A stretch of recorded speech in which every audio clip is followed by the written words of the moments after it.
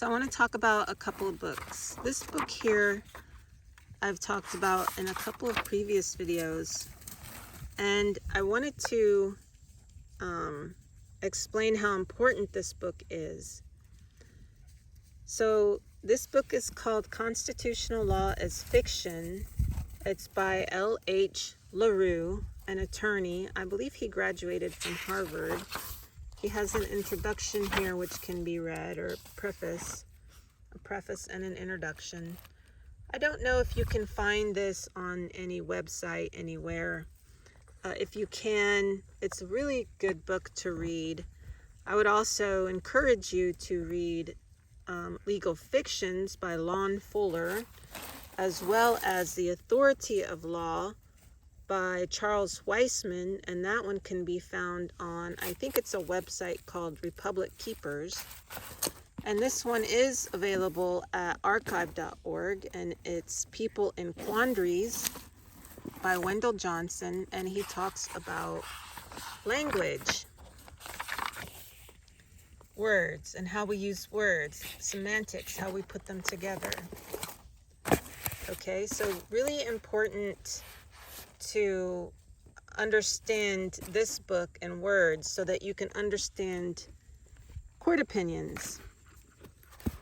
Court opinions are a funny kind of thing because they're, first of all, opinions, and a lot of them use very general words and phrases which are defined by the context in which they're used.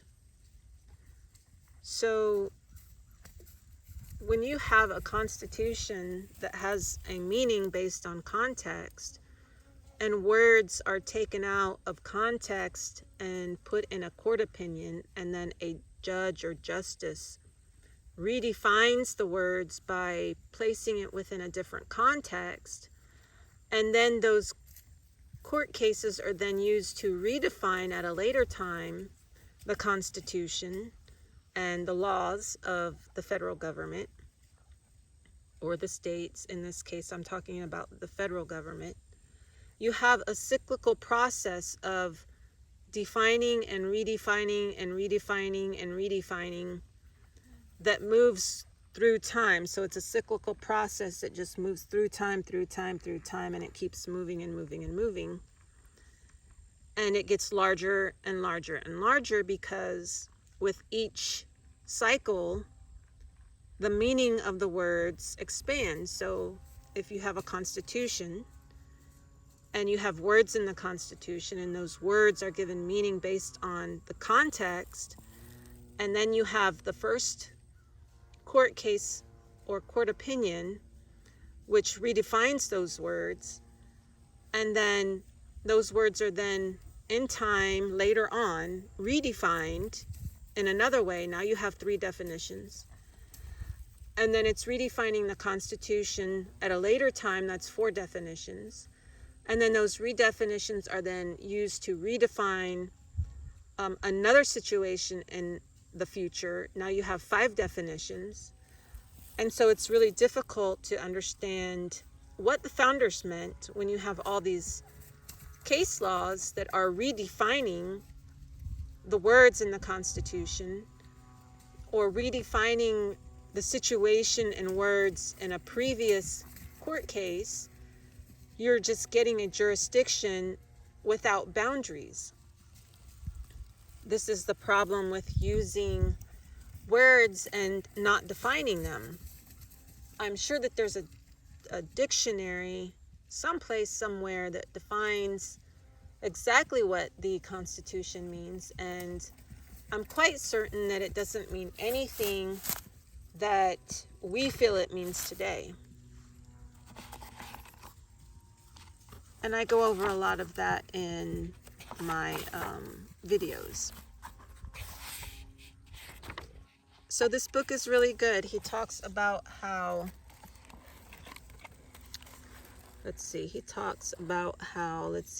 the proud towers of the law are built not on the level bedrock of fact, but on the perplexed terrain of fiction.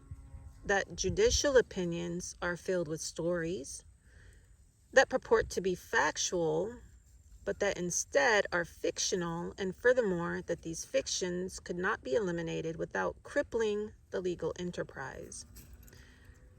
And so they just use the Constitution for every situation by expanding the words in the Constitution to fit their narrative, to fit what they're trying to do. And that's what attorneys and lawyers do, right?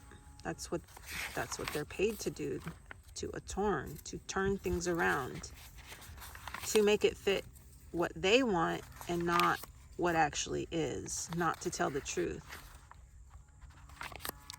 If they were there to tell the truth, they would be called something else.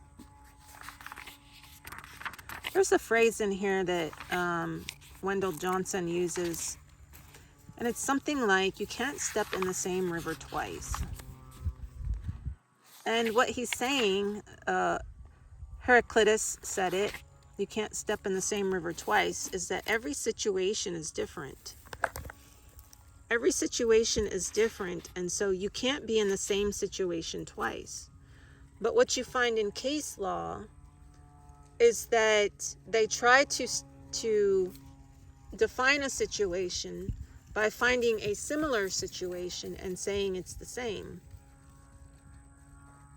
And what he's saying is that no two things are the same. They might be similar, but they're not the same. And so using case law to define something else in another case doesn't really work, doesn't pan out.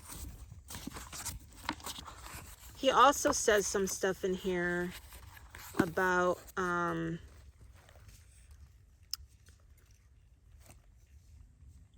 how we use words and the definition of words, and how the definitions they're just very general words. And so being general words, there's no real definition unless you put it in context. Once you put it in context, it's then defined. It's defined within the context. So the problem is that the definition or the words that are in the Constitution now are not the words, not the meanings that the founders intended. They're the same words, but through time, their definitions have changed. Because it's, as some people would say, a vague written document. People who have analyzed it say that the Constitution is vague. And it is vague because it uses vague words. It uses words with only general definitions. So you have to take the context of it in order to understand it. Like here, he says that Pilates was jesting when he said, "What is truth?" Because truth is a foolish question, because truth doesn't have a definition. There is not a one truth, as Ron Paul would say. There are many truths. Or I think actually Ron Paul says there is one truth. Whereas he's saying truth is dependent on the situation. What is truth? Truth is a vague word. True is the same as false, or yes, or no, or reality. We know that Einstein said that something like reality is independent on the person, or dependent on the person. Everybody has their own experiences, and so they have their own reality. And so truth is concrete when we define the situation. What is the truth? And court opinions aren't based on facts. It may be based on a truth, but truth to who? Truth to the judge. Truth in maybe the previous court opinions that have allowed him to expand his court opinions.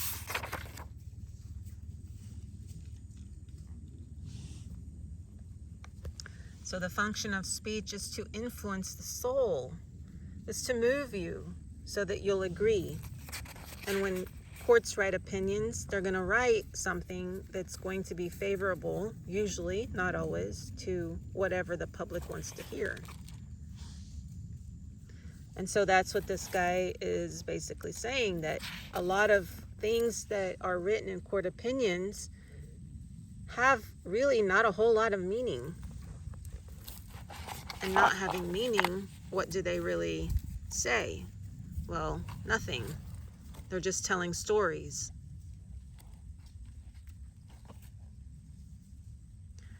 Okay, so I wanted to include this book with this book so that you could better understand where I'm going with the people in quandaries.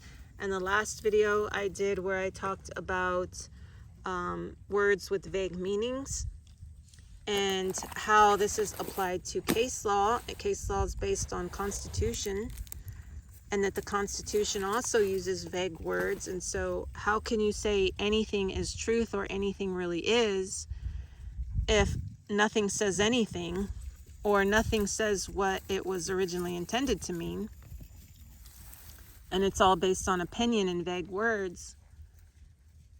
And so are you really getting justice in any of the courts? And can it even be possible to get justice in any court if courts are just using vague words and opinions instead of facts? And even then, what's a fact? And what kind of court are you going into? Who's the judge? What are they writing for? Are they writing for public opinion? Are they writing for right and wrong? And does their idea of right and wrong really matter if they are just using their own morals, or they're interpreting the Constitution to mean something that you don't agree with? So if you don't agree with it, is it right? Is it justice? Okay, so that's this video. Again, these books are Constitutional Law as Fiction by LaRue and People in Quandaries by Wendell Johnson. If you like to read, I encourage you to read both these books. They're very good. And if you wanted to add a couple more, you can add Legal Fictions by Lon Fuller, and you can add Authority of Law by Charles Weisman.